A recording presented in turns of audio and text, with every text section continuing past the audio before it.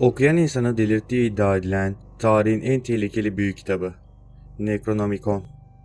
Okuyanın ruh sağlığını etkileyen, doğaüstü güçlerin anlatıldığı, büyü ve diğer varlıklarla alakalı ilginç bilgilerin sahip olduğu kitap.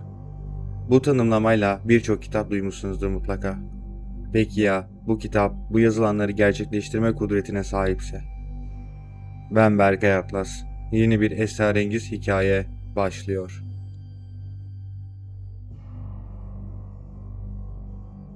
Necronomicon, El Hazret isimli Arap bir gezgin tarafından M.Ö. 700'lü yıllarda Şam'da yazıldı. Kitabın orijinali hiçbir zaman bulunmasa da şu an belli bir kısmının yazılı olduğu hali piyasada dolaşmaktadır. Kitabın ünü ise gerçekten ürkütücü detaylar barındırmasından gelir. Kitap gerçek bir büyük kitap olarak kabul edilmektedir.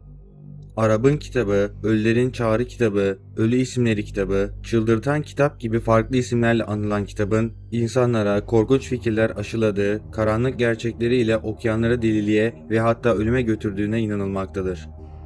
İçeriği de oldukça ilginç ve korkutucu detaylarla dolu bu kitabın, El Hazret'in yıllarca çöllerde aranıp çok eski günlükleri bulması ve delirmesinden sonra kötü ruhlarla karşılaşmasını, insanların yeryüzüne gelmesinden önce yaşanan Azotot dönemini, ruhlar alemiyle nasıl iletişim kurulacağı ve ölülerin nasıl harekete geçireceği anlatılmaktadır. Peki ya bu korkunç kitabın içerisinde neler anlatılmaktadır? Tufan öncesiyle ilgili inanılmaz gerçekler vardır. El Hazret, kaybolmuş geçmişin iç yüzünü anlatırken Tevrat'taki yaratılış bölümüyle mitolojik kaynaklar arasında kesin benzerlikler olmasına rağmen Tevrat bunları gizlemekte, bugüne kadar yapılan çeviriler ise kutsal kitabın aslında çok uzak olmasından kaynaklanmaktadır.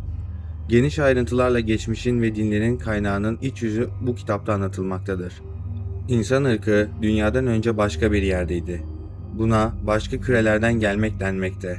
Neoplatonist inançlara göre anlatılan dünya benzeri yıldızlarda kendilerine özgü yaşam formları bulunmaktadır. Bu yaşam biçimlerinin özellikleri kozmik hiyerarşinin evrim çizgisiyle belirlenmektedir. Özel zamanların belirlenmesiyle ve özel semboller kullanılarak eskilerle ilişkiler kurulabilir ve onlardan istenilen kozmik bilgiler alınabilir.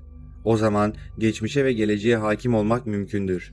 Ama bu tehlikeli bir yoldur çünkü insanın taşıyabileceği bilgiyi edinmeli ve bunun farkında olmalıdır.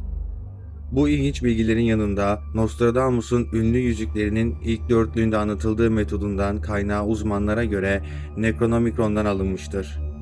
Necronomicon'da geleceği görmenin yollarının da anlatıldığı için Nostradamus'un geleceği görebilmesinin bu sayede olduğu iddia edilmektedir. Nostradamus'un yazdığı ilk dörtlük ise şöyledir. Gece yarısı gizli odamda yalnız çalışırken otururum 3 ayaklı pirinç sehpada. Küçük bir ışık gelir insansız yerden. Düşüncemi aydınlatır, talihimin boş yere olduğuna inanıyorum. Kitap ellerimin arasında konuşulur Brankas ortamında. Su hareketleniyor limbe eteğinden ayağa. Büyük bir korku, içinde bir farklı ses titreme. İlahi ışık, kutsal haber artık yanımdadır. Kitabı okuyanları nasıl çıldırttığı konusuna gelecek olursak eğer, Necronomicon'un çıldırtması olayı da bildiğimiz delirmeden biraz farklı. Bildiğimiz, inandığımız her şeyi reddetmesi ve gerçeklerin çok farklı ve belki de çok acımasız olması yüzünden okuyanlar şoka giriyor ve zihinlerine hapsoluyor. Ürkütücü gerçeklerle dolu olan bu kitabın şu an için farklı onlarca kopyası piyasada dolaşmaktadır. Bir iddiaya göre ise Papalık tarafından yasaklanmış olan kitabın Vatikan'da saklandığı ve bir kopyasının da İngiliz Müzesi'nde saklı tutulduğu söylenmektedir. Bazı kaynaklarda ise Adolf Hitler'in okült ile ilgisinin sonucunda kitabın bir kopyasını ele geçirdiğini belirtmektedir.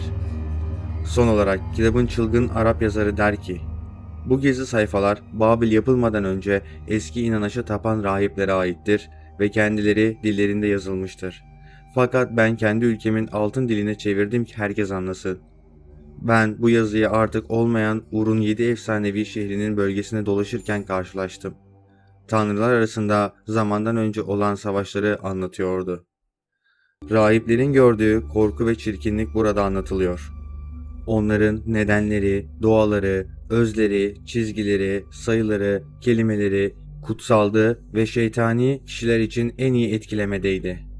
Ve doğal olarak o kentin büyücüleri bunları parşömenlere, vazolara veya havaya yazdılar Böylece tanrılar verilen sözlerin kelimelerini hatırlayabileceklerdi. Bu kelimelere kulak verin ve hatırlayın. Çünkü hatırlamak en önemli ve en etkili büyüdür. Geçmişi hatırlayabilen olmak ve gelecek olan şeyleri hatırlayabilen olmak aynıdır. Kitap son satırında ise şöyle yazmaktadır. Bu yazıyı hazır olmayana göstermeyin. Çılgınlık yaratır, insanda da, hayvanda da. Videoyu beğendiyseniz kanala abone olmayı ve bildirim çanını açmayı unutmayın.